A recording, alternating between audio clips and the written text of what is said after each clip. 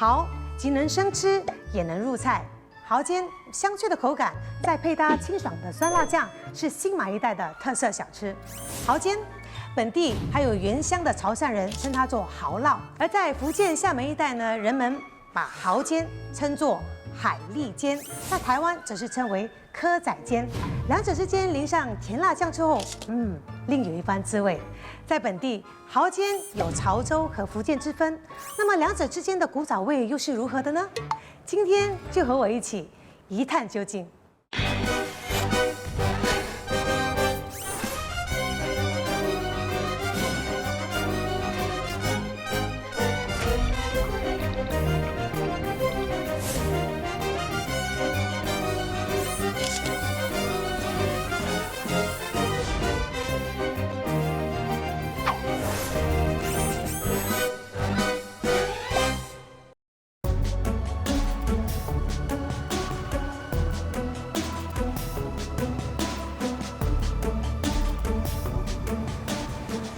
David， 嗨 ，Hello， 你好，丽姐你好，我是 Chef David， 我是主炒汤的投手，我来自马来西亚怡保。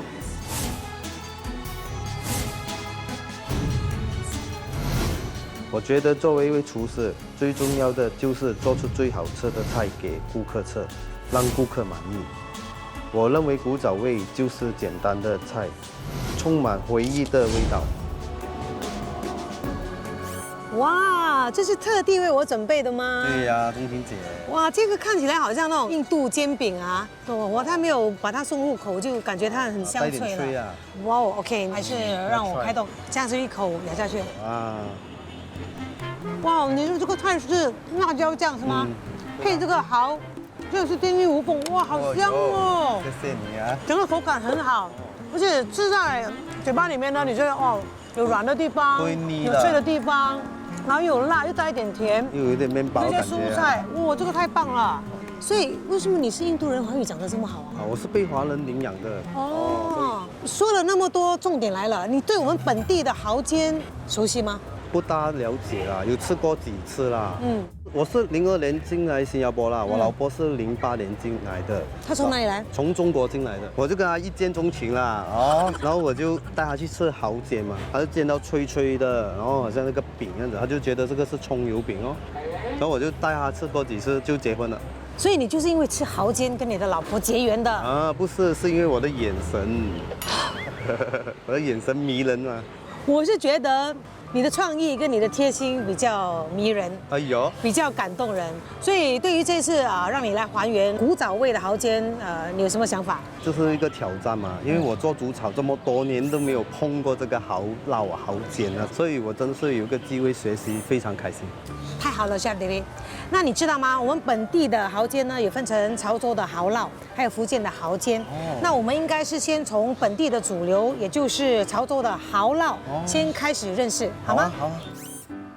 Chef， 这家餐馆呢是1969年开业的，从医院旁边的一个小食摊做起，到今天呢已经有52年的历史了哦。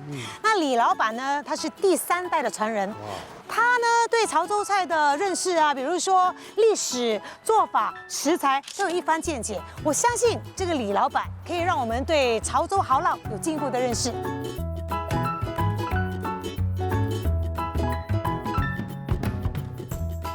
老板你好，你好，你好，带了Chef David 来，你好，跟你偷师的。我们现在研究这道潮州的蚝烙，就是卵嘛。那我们也知道卵就是煎嘛，对，没错。还是有什么特别的意思吗？很多人说煎，不过我意思是说卵是做热的一种，就是有一个器皿，然后煎一煎就可以了。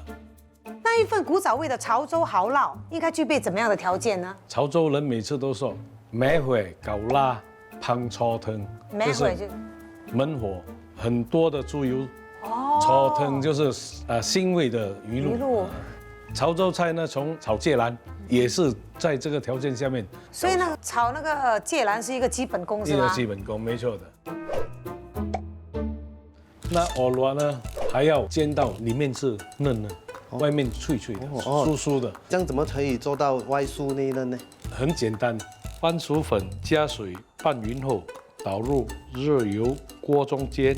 火够猛，水分蒸发快，蚝烙就会脆。不过秘诀在这个蚝，我们的鲜蚝呢要裹一层番薯粉，裹住之后呢，炒的时候呢它就不会焦掉。明白。然后在上锅之前呢，鱼露要下得对，那下去的时候那个味道呢就上来了。哇，听到我流口水耶！李老板可不可以先马上来一份给我们尝一尝？来，马上。你看它煎到哈，是外面看得出是脆的，但是它没有焦，那我们就不客气了哦。是，不错，外酥内嫩。可是它里面又不会炒得太黏，对，它还是很有质感，是，而且那个鱼露很香。很多餐馆啊，他们也个别有给一个鱼露。如果不够咸的话，可以蘸。不过我觉得新马呢，我们用辣椒比较多。那请问老板哦，你们的餐厅是什么时候开始卖蚝烙的呢？把这个蚝烙呢拿到餐馆来卖呢，这是10年左右的事情。之前潮州餐馆呢，很多都是卖藕爽，就是刀蒜的蒜。我只听过捣蒜，就是豆爽，我没有听过蚝爽。就好像一个根这样啦，是浓稠的根这样。浓稠的根。在中国广东省潮汕地区，蚝爽是以鲜蚝和番薯粉浆拌炒至糊状的一道菜品。据说蚝爽是潮州蚝烙的最初版本。蚝爽和蚝烙的主料相同，主要是番薯粉和水的比例有所不同，以及在做法上的不同。蚝烙是煎制出来的，而蚝爽则是炒制出来的一道半流质状菜品，绵稠爽滑，咸中带鲜。这个蚝烙呢，鲜蚝是最重要的，所以以前选用的蚝跟现在选用的蚝啊，就有什么不同呢？比较小的，比较圆的。那其实炒一个好的蚝烙啊，另外一个秘密武器就是鱼露。没错，其实呢，我会买2、3样呢，扣到我吃到满意为止。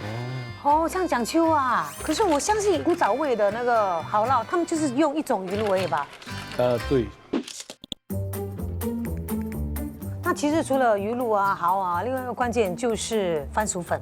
是，早期的都是番薯粉，单番薯粉，其实软软的。软软的。然后番薯粉呢，其实很多呢都是自己做的。以前都是番薯磨了变成给它沉底在水里面，然后把水倒掉，然后变成粉。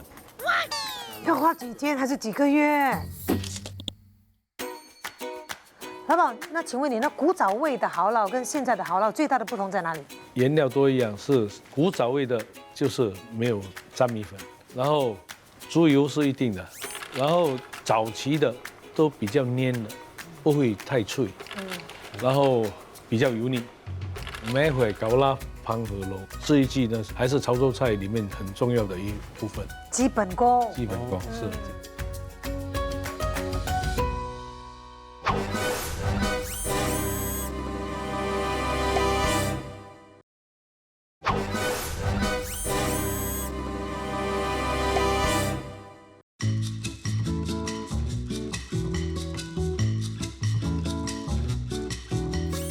哇，好丰盛哦！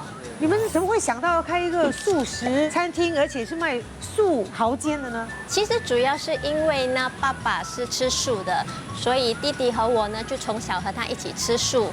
在当时素食并不普遍，然后我们有时候想要吃一些小贩中心的美食啊之类的，爸爸都会去找食谱，然后煮素食的版本给我们吃。在几年前我们创业的时候，我们就想要开素食餐馆，因为我们从小就亲身体验到吃素的好处，然后我们也想提倡健康饮食，所以呢，我们在开素食餐馆的几个月过后，我们就推出了爸爸拿手的素蚝煎。非常好，那这里这么多不同的素蚝煎啊，都是些什么口味呢？就是除了我们原本的那个原味呢，我们其实还有这个松露的版本，我们也有这个日式大阪烧的那种蚝煎，然后另外我们也有麻辣的，比较健康的就是那个藜麦的，然后这个是泡菜的，然后有一些不吃蛋的朋友们呢，他们就可以吃这个纯素，就是用豆干来代替的。哇，太棒了！是你一边讲我一边流口水。那我就先试一试原味的。好。口感真的是很相似啊，就是我们外面吃的蚝煎一样，有软也有脆的部分，所以你们是用这个草菇它取代生蚝，对，吃起来味道也不会差很远。嗯，但是你们也是素食者嘛，你们没有吃过蚝煎，又怎么知道说蚝煎是怎么样的一个味道呢？其实爸爸在吃素之前是吃荤的，所以他就能够以他的标准来煮这个蚝煎。嗯。那你们在炒这个素蚝煎的时候，保留了哪一些比较传统的成分呢？跟传统的我们几乎是一模一样，只不过说我爸爸那个年代，他们多数就是用番薯粉，可是我们为了让它更酥脆，我们就加了木薯粉跟粘米粉，就是这两个。在这么多种口味里面，哪一种口味是最受欢迎的？最多人叫的还是这个原味的。现在做原味的这么受欢迎，为什么还有出这样多 pattern？第一呢，其实是想要让素蚝煎呢更多元化，然后也是为了让素蚝煎呢更有营养。看得出你们真的是花了很多心思是的在你们的创作上面。然后呢，我觉得你们给这个素食带来很多的精彩，而且很多的营养。那我要继续吃，不说了。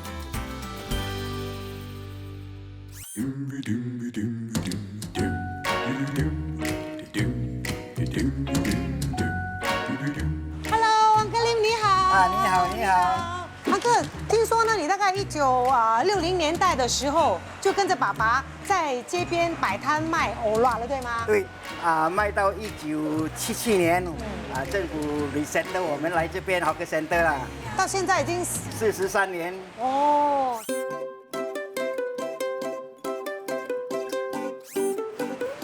哇，谢谢安格林。好，很香啊！你这炒就闻到香味了。这个是蚝煎，蚝这煎个是 China food 唐山炒，这个是蚝蛋。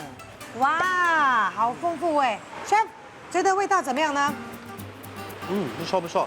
老板，你这个是用猪油炒的还是用菜油炒的？现在我用菜油炒，以前我的爸爸的时候用猪油炒，因为现在的人怕胖他不要吃猪油，还有呢马来人、印度人他不要吃猪油，所以从你接手的时候就开始用菜油了。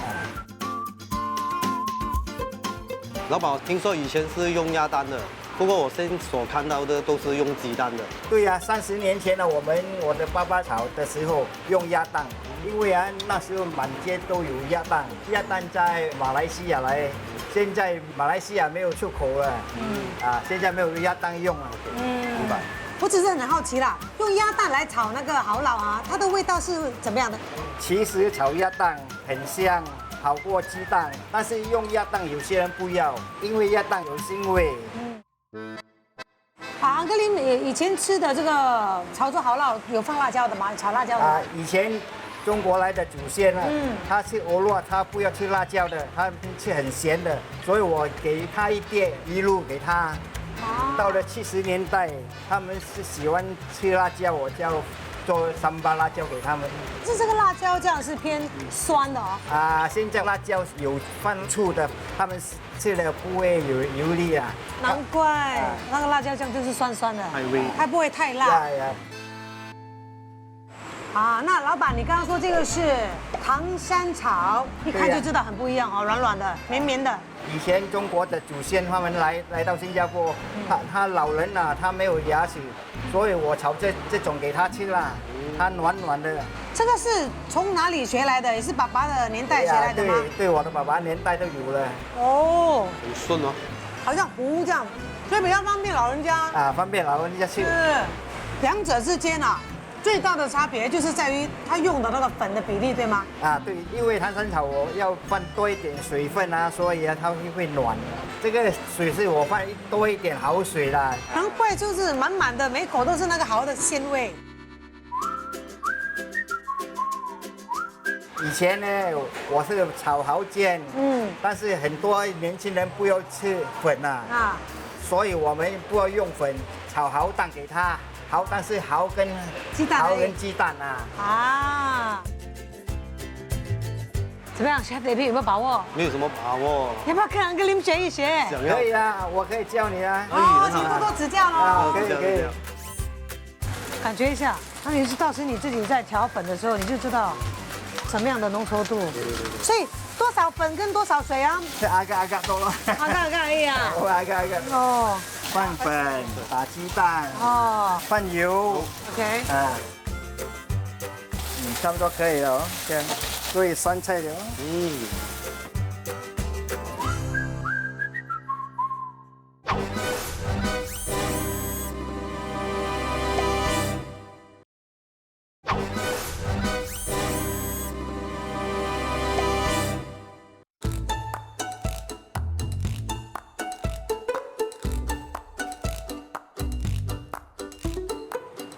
这是一间售卖台湾小吃的餐厅，我相信他们的菜单里面一定有远近驰名的台湾蚵仔煎、蚵仔煎。那到底他们的蚵仔煎跟本地的新加坡蚝烙有什么不同呢？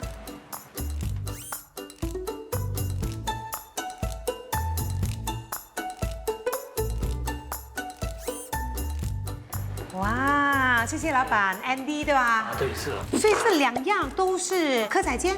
对。哦，那有什么不同呢？你吃上呢，你就跟我说。好，那我先动手了。这个呢是我比较熟悉的台湾式的蚵仔煎。带甜呢。对。那这个呢是没看过。是我们改良版的蚵仔煎，这个会煎的比较像韩国式的煎饼，比较酥脆。这个比较酥脆，这个呢就比较地道的那种台湾的感觉，就是比较粘稠一点。对。那老板为什么会想到要把这个台湾的蚵仔煎带来新加坡呢？哦，因为那时候去了台湾旅游，就碰到这个蚵仔煎，在这边尝了蚵仔煎之后，发现到那味道特别，所以想要把它带来新加坡跟大家分享。可是我发现到它的口感，新加坡人会可能不习惯。所以就改良了这个版本。这样你是怎么样在保留这个台湾蚵仔煎的原味的同时，又可以让本地的食客接受这个新的味道？其实改良了粉浆的配方，它的那个比率有改变。这个是用木薯跟地瓜粉，然后我们改良的是木薯粉跟粘米粉。哦，这样比较脆。对。那做法方面是也不一样吧？对，台湾的做法就是先煎蚝，放鸡蛋，然后蔬菜，然后那个淀粉会很多。我们改良版的是先煎粉，给它脆鲜，然后蔬菜、鸡蛋，然后最后才放那个蚝。因为就是蚝不要煎得太熟。那酱汁方面，我觉得是不一样的，对吗？对，台湾版本里面有一点味噌、番茄酱，还有那个海鲜酱，就比较偏甜。我们新加坡人口味比较偏咸跟辣一点，所以我们里面加了辣椒酱，然后调了咸了一点。就比较适合我们新加坡人的口味。那除了这个酱料不一样哦，那里面的材料有什么不同吗？改良后的其实加的比较多白菜跟豆芽。因为豆芽给它增加口感。我吃到豆芽。那安妮，我问你，你比较喜欢原版的这个台湾淋酱蚵仔煎，还是你改良过的蚵仔煎？其实两个都蛮喜欢的，这两个有自己独特的呈现方式。那你喜欢哪一个版本呢？我吃完了才告诉你。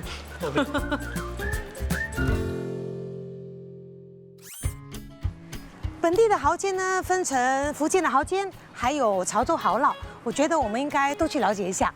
那我就知道呢，本地有一间老字号的福建菜馆，他们是1930年开业至今了哦，一直以来都是提供食客福建泉州的老菜品，传承福建菜肴。我们去尝一尝。好吧，去啊。走吧。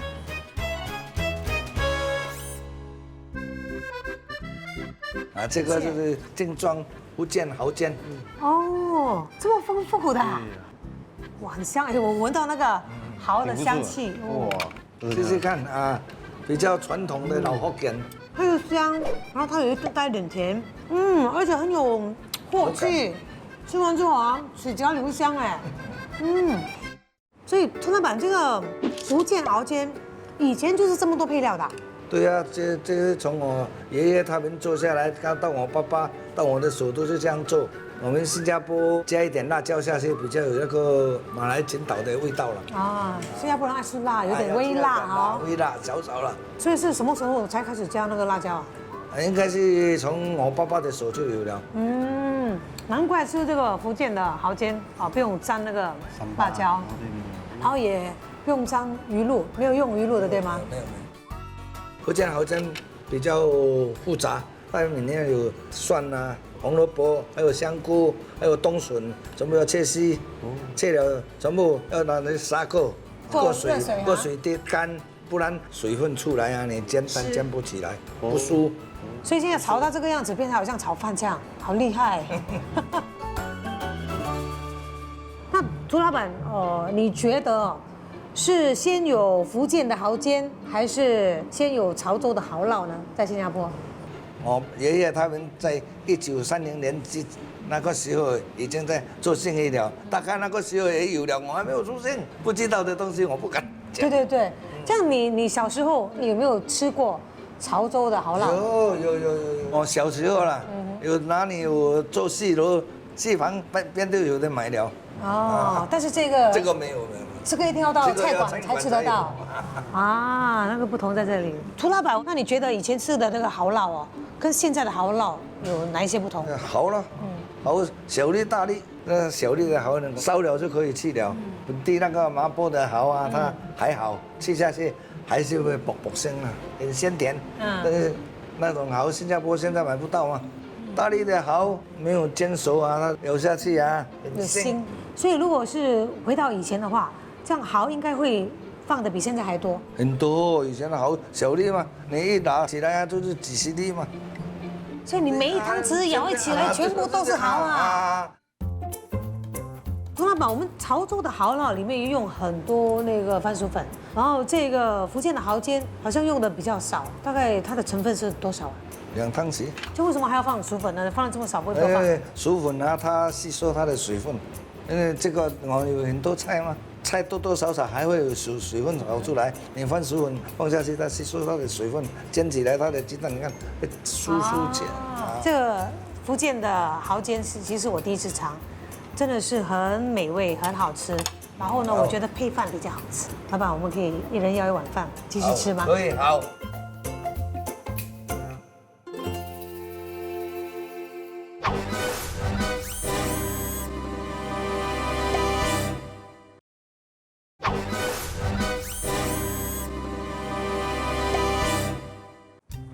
一般上我们都会到小贩中心去吃蚝煎，但是今天让我带大家到一家米其林高级餐厅去享用不一样的本地蚝煎。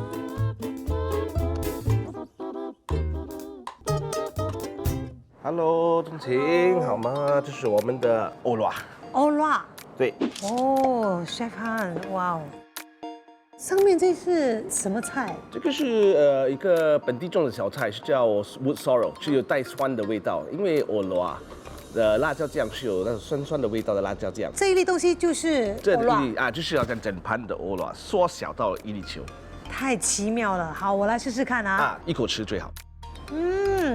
乍看之下呢，这一粒圆圆的东西根本就不像欧拉，比较像那个章鱼烧。但是咬下去之后呢，就是我熟悉的欧拉的味道了。对，你的灵感是怎么来的？所以有2个灵感。第一个灵感的来源是以本地食材，我们找到了一个本地的生蚝，以最好的方式来煮这个生蚝，所以就想到当然是我们的本地菜是欧拉。第2个灵感的来源就是有一天在购物中心买了章鱼烧吃啊，那吃着我就突然发现到，章鱼烧的口感跟欧拉的口感很类似的，就想就以生蚝跟章鱼烧融合在一起，做成一个欧拉。所以你的这个里面用的那个材料跟我们平时在外面吃的那个蚝煎的材料有哪一些不同吗？我们是用木薯粉配面粉，还有蛋，里面是有煮熟的生蚝跟蛋薯在里面，再配辣椒酱，可是做成章鱼烧的形状。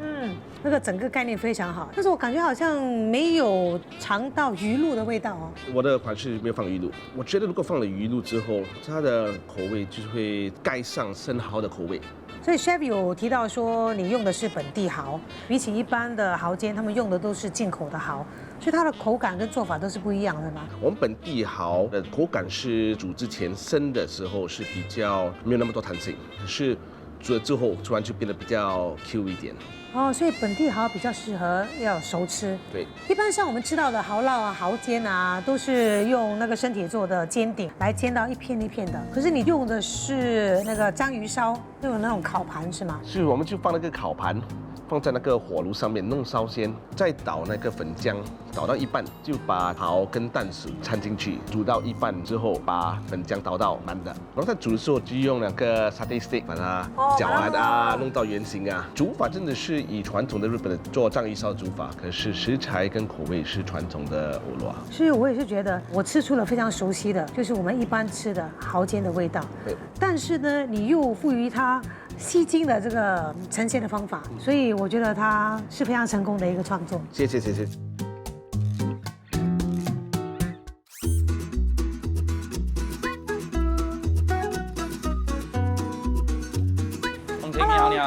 你好。Chef Eric 你好，今天我带了 Chef David 来。哦 ，David 你好。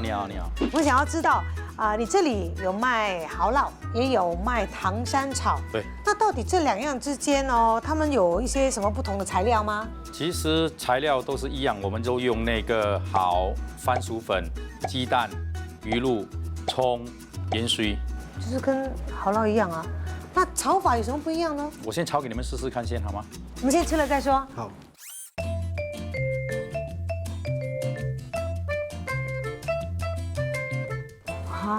来试一下。很香哈。这个就是蚝烙，对，所以这个就是糖山炒。因为其实我还没有吃到那个蚝可是那个蚝的那个鲜美已经是锁在这个。对，因为就是它的那个蚝的那个汁已经融入了那个粉跟那个蛋里面，所以有那个蚝的香味。而且那个蛋有那个蛋香，我很喜欢这个感觉。那这个跟原本的那个豪爽又有什么不一样呢？其实呢，这个在原乡呢是叫做豪爽，过来我们新加坡呢，我们先辈们就把它叫做糖山炒。其实全部都跟原乡的一样，加了多一点蛋而已。真正的传统老一辈的吃法，其实我们这边已经加了鱼露，可是他们还是喜欢放一点鱼露下去会更香，然后配饭吃。哦，要配饭，对，掺着吃。滑滑的口感，然后因为那个鱼露的香气，对，就还有层次，就是那些葱的味道啊，都融入在一起，因为它是好像是糊状嘛，对。你们的蚝烙还有这个糖山炒，你现在做的跟你以前你的师傅啊、你爸爸的年代做的有什么不同呢？基本上是一样，只是那个蚝不一样而已。蚝以前我们都是用本地的蚝，现在就是用日本蚝。只有这样的差别，其他的都是一样。然后我发现你的蚝本来是很大粒的，你跟它剪成一半了。对，这个新鲜的蚝我们都可以拿来切的。这个好棒哎！就很多人都不知道蚝其实是可以切的。蚝烙除了番薯粉，你还有用粘米粉吗？我们是用面粉，我们不用粘米粉。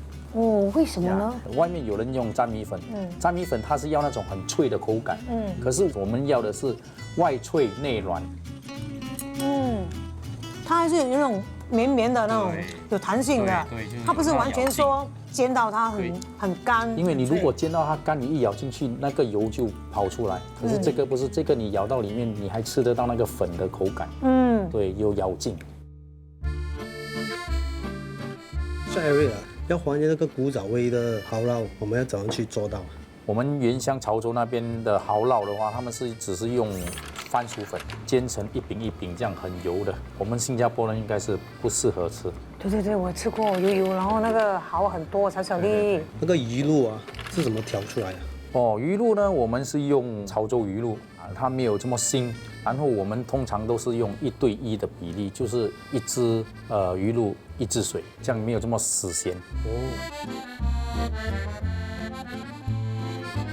还有，我也发现你们盛出来的这个蚝烙，还有糖山炒，都是放在这个乌巴叶，它的作用是什么？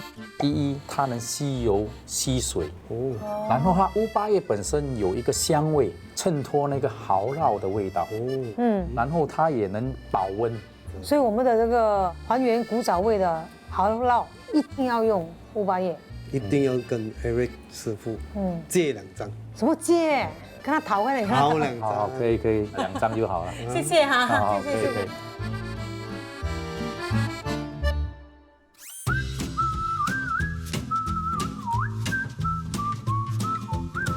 Hello， 这位美女你好，请问你是Jenny吗？是的。所以我们听说你这里每天都会提供很新鲜的生蚝哦。是的。所以你们的生蚝是从什么国家进口的呢？我们的生蚝大多数从加拿大、美国、法国和澳大利亚进口的。那其实呢，现在David是想要还原古早味的潮州蚝烙，还有豪爽。那我们需要的是小颗的生蚝啊，请问你有什么好的建议？我会建议加拿大生蚝，因为它肉比较厚实，我们也有小粒的，可以挑选出来。到时候我们打开以后，它的蚝肉就是可能生蚝的一半，所以刚刚好适合做蚝烙或者豪爽。怎么样选新鲜的生蚝？只要它的生蚝的口是关起来的，不要开，就是新鲜的。那如果生蚝的口开着，我们可以用手轻轻碰它一下，只要它会关，那就是说这还是新鲜的，还是鲜活的生蚝。好了，那你会不会开？最好就有人调教一下比较好。好，所以我们想要试一试怎么开这个生蚝。好，怎么开这个蚝呢？将生蚝平的一面朝上，然后在生蚝边找缝隙，把刀子深入生蚝中，把刀子转动，稍微就是给它割开，然后你会听到特别一声，就开了，很简单。生蚝有一块肌肉，你就用这个刀在上面这样割开一下，就可以把这个壳给打开，轻轻打开了。肌肉就是对 ，Chef， 有没有把握？可以了。好了，老王来了哈。好的，那中间这边从这边角度下面一点，下一点，再下一点，再下。对了，这个角度。不是这个缝啊，是这个缝啊。你看它开了。对，这边，对这边。哎呦，老花看不见那个缝嘞。这个部分你负责了哈，我就只能够帮你帮到这里啦。哇，完美，这个完美，很成功。除了要生蚝，我们还要道具。没问题，我送给你。好，祝我们好运喽。好的，祝你们好运。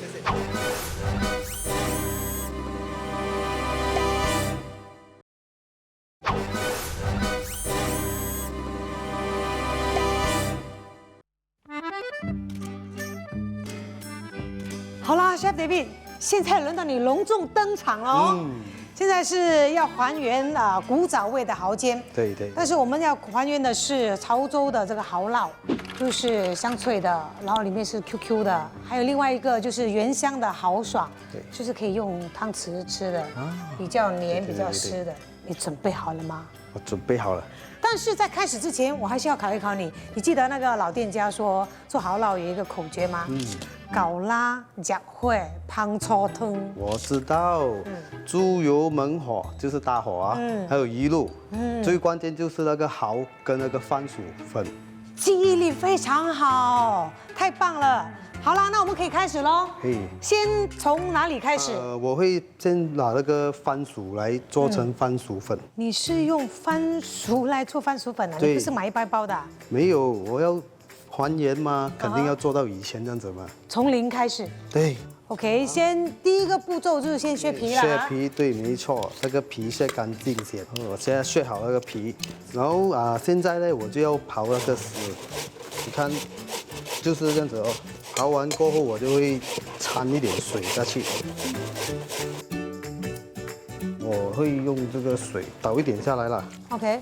就这样捏它，你看那个水变成这样，好像番薯的汁这样啊。对，然后把那个水捏出来，然后就这样子，你就尽量挤那个水出来。真的这个是人工哎，这个真的是人工哎。多少有2个小时，那个淀粉就会成型了。所以要过1、2个小时，你就会看到它分开啊，对，水跟淀粉。对。然后你怎样把它隔开呢？然后你就倒掉那个水，水就不要了。然后就拿去晒多1、2、3个小时。然后晒完之后就变成粉哦。这样的分量的这个番薯可以做出多少的粉？这边就比较少啊，看不到啊。假如说5、6公斤哎，大概做到100克啊。5、6公斤的番薯才做100克的番薯粉啊？对。要花多长时间从水到把它分开，然后到晒干到变成粉呢？基本上4个小时、5个小时了。那你慢慢做了哈，我改天再见哈。哎，钟青姐不要走啊，我有准备到，你放心，我在家里已经做好了。你在家里已经完成了你的番薯粉的部分了。没错。太棒了，算你聪明。看这个就是我自己做出来的。纯正的番薯粉啊，还是有点粗这样哦。对，而且颜色好像比较深，是吗？嗯，好了，那接下来下一个步骤是猪油。猪油。我就会拿这个猪油过热水，我用的是那个猪背油来的，因为猪背油它可以成型一粒一粒，它猪肚子的油呢比较不好啊。猪油过热水的作用是什么呢？假如说你不过水，它就一直粘锅，又弹到自己。过了热水，它不是湿湿的吗？不会，我们先过热水倒它，给它烘干一下，就是说稍微干一点就可以了。滚了就可以关火了，你就倒起来。首先我会拿我在家里准备了一点猪油，这个油来炸它了。用猪油来炸猪油。所以现在我家里没有猪油嘞，普通的菜油也可以，给它热一下，我们就放下去。有，我看到烟了。很快的，然后你就倒下去。我还没有准备好 ，OK， 准备好了。可以，这样子，看到吗？它就不会像以前那样子哔哔叭叭这样子，它只是炸它。哦，原来是这样。然后炸到金黄色就成功了。哇，差不多了 ，OK， 火已经关了。OK， 现在这个等它冷哦。我们现在就要做这个鸡蛋。话说古早味的这个蚝烙啊，他们用的是鸭蛋，对吗？对，我就会用这个干崩鸡蛋。为什么用干崩鸡蛋呢？你觉得它的味道会不一样吗？我觉得会接近一点哦，因为干崩嘛，这个名字已经够接近了。对，干崩就让你觉得很古早了，是吗？对，所以呢，有道理。我就用这个干崩鸡蛋。所以这个又是什么呢？这个是鸭蛋的咸蛋黄，然后我要把这个咸蛋黄掺在干崩鸡蛋里面，希望可以接近那个味道。那为什么不用蛋白呢？蛋白太咸了。怎么样？从这里到这里，就拿去蒸炉里面蒸15分钟左右啦，然后就变成黄色。有 blender 在家里就用那个机器来打碎它，就变成这样子。好，我们的猪油也是好了，先割出来那个渣，我们渣没有用到的嘛。OK， 好，这个油已经好了，分开了哈，放一边，先。接下来主角要登场了，对不对？对了，我们要开蚝。因为老店家们都说呢，以前的这个蚝烙都是用最新鲜的，但是体积比较小的生蚝。虽然新加坡有生蚝养殖场，但是现在呢产量不多，他们都不卖，我们也买不到。对，所以那天我们就去了这个海鲜批发中心，跟他们要了最新鲜的、体积最小的生蚝，就是差不多这样了。好。OK， 你还记得怎么开蚝吗？我还记得怎么开了。哦，来了。哎呦，哇，看到吗？看到很美。我也是开到了。嘿，有大有小，你看。但是蚝烙呢是满的生蚝的，所以2粒是不够的，我们要再接再厉。对。好，加油！加油！这个生蚝啊，虽然我们选的是最小的生蚝，但是还是很大颗啊。新鲜的蚝是可以切的。那时候那个 Chef Eric 他有提到新鲜的蚝可以切小片，它不会影响到它的质感，所以我们也是可以切的。你就比一下，是不是像这样子？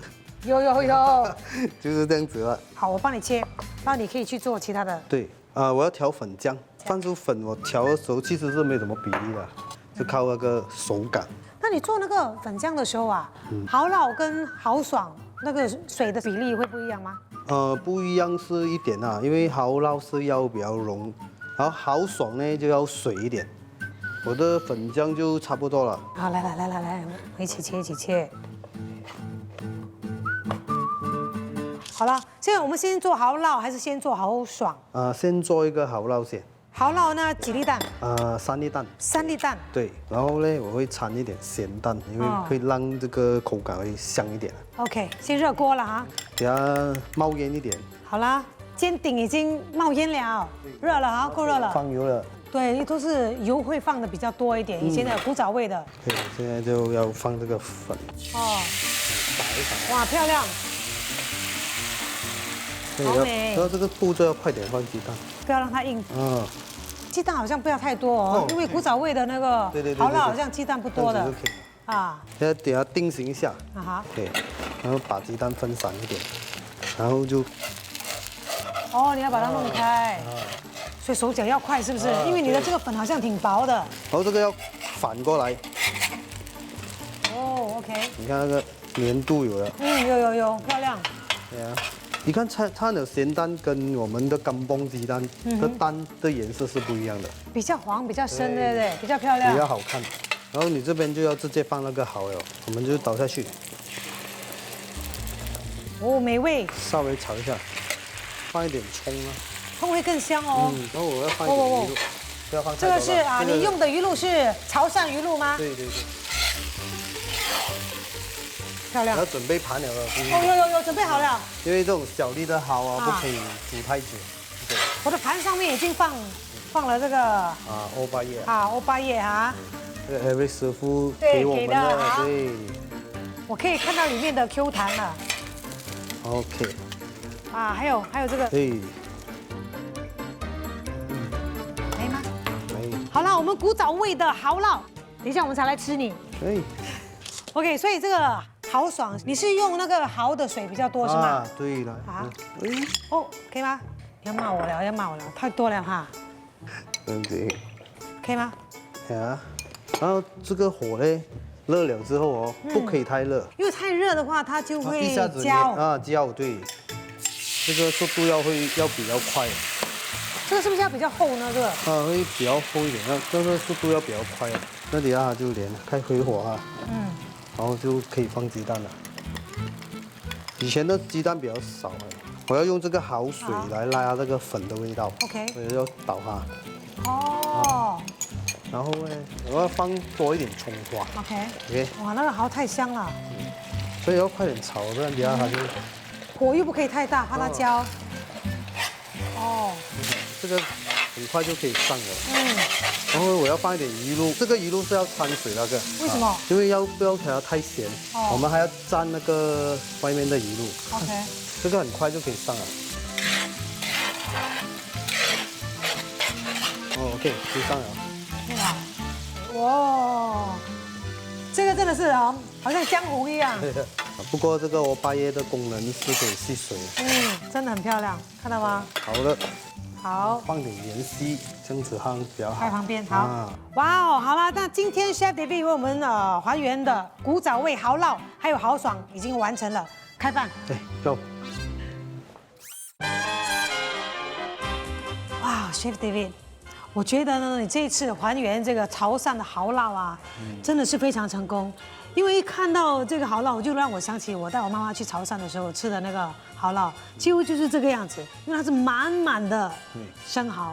来，马上来尝一尝，好不好？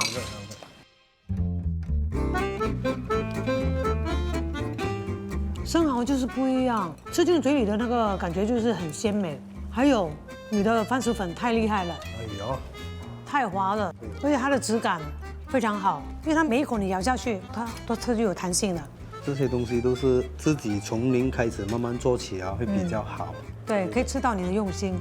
不知道是不是因为我也是潮州人的关系，所以我觉得沾了鱼露之后，那个辣椒酱就是多余的了。不是，它是一个配角来的。看到吗？这个鸡蛋，刚才放进口里的时候，那个鸡蛋的味道是比一般吃过的更加香浓。这样的一个组合啊，就是你用干绑鸡的鸡蛋，还有用咸鸭蛋黄，对，放在一起炒出来，是不是你想象你要的效果呢？虽然我吃过鸭蛋，但是这个组合哦，我也没有想到可以这么好，这么香。钟欣姐，来试试看我的这个豪爽。那当然，这个豪爽呢，真的是有如那个店家们说的，你看。黏黏的，然后水水的，真的是可以用汤匙来吃哦。看啊，这个番薯粉里面都是满满的生蚝的鲜美。我放了很多那个蚝水，所以变成它那个豪爽会特别香。今天的这个还原的古早味蚝烙，还有豪爽，真的是吃得到 Chef David 的一片诚意。还有他的努力，真的是一点都没有白费。我发现只要用心的去做，看到钟欣姐吃到那么开心，我也很感动。我也想要带着这次机会，我要感动更多顾客，也要更加努力的去学习每道菜，认真的去做。有感动到，所以我也是很开心啊。也要谢谢老师傅们呢，他们愿意把这个古老的味道传承下来，那么我们才可以从他们身上。从中学习。今天非常感谢 Chef David 这么用心的为我们还原了古早味的蚝烙，谢谢，还有豪爽，谢谢，谢谢。还有一个要求，可不可以再炒多一盘这个蚝烙？我要给我妈吃。可以，太棒了，肯定可以，谢谢啊。谢谢，谢谢。等一下啊。